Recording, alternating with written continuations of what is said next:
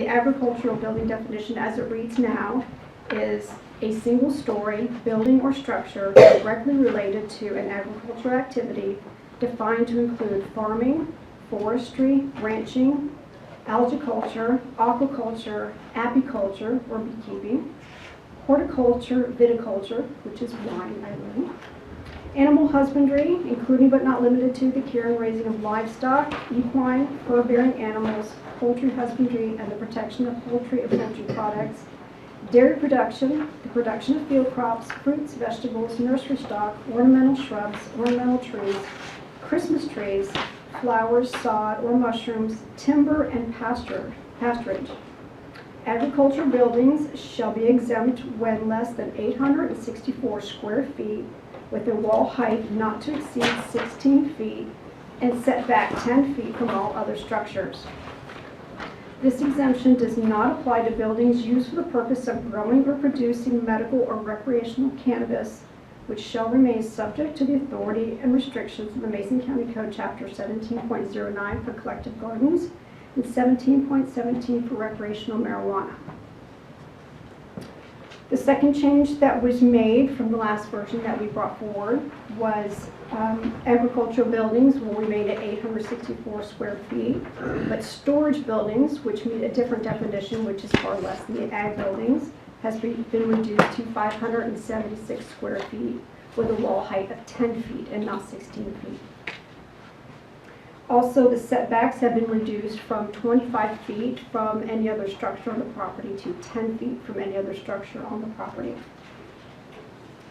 Additionally, construction plans, if required, shall be kept on file with the county. Going on to page 3 of 4 under compare changes, the red portion you'll see is how this is going to look when it hits the code. You've got your definition of your agricultural buildings. You now have a second definition of storage buildings, which are a single-story building or structures used for the storage of belongings, not designed for human habitation and not used for, and I cannot pronounce that word, but it's money-making purposes. I should have never used a fancy word. These structures shall not be in place for human habitation or place of employment and shall be not used as a place by the public.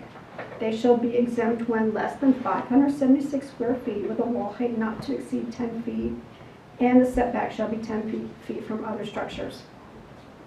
Ag buildings and storage buildings shall be exempt from permitting requirements of Title 14 when the property owner must obtain an affidavit of exemption and certify through the use of the affidavit recorded on the title of the following items: that the exempt structure will meet the definitions of 14.08031 1 or 2, meaning their ag or their storage, that the structure is not located within a critical area unless it complies with resource ordinance, that it complies with all the setback requirements and everything else that is required under the zoning codes, that it is built to the latest version of the IRC and IBC, which is the International Building Code and the International Residential Code, that it exceeds 120 square feet in accordance with the 2012 International Building Code or 200 square feet in accordance with the 2012 Residential Code. And those numbers are in there because those buildings are already exempt by the building code. That if required, construction documents prepared by a registered design professional shall be submitted with each affidavit of exemption. Plumbing and mechanical permits are still required.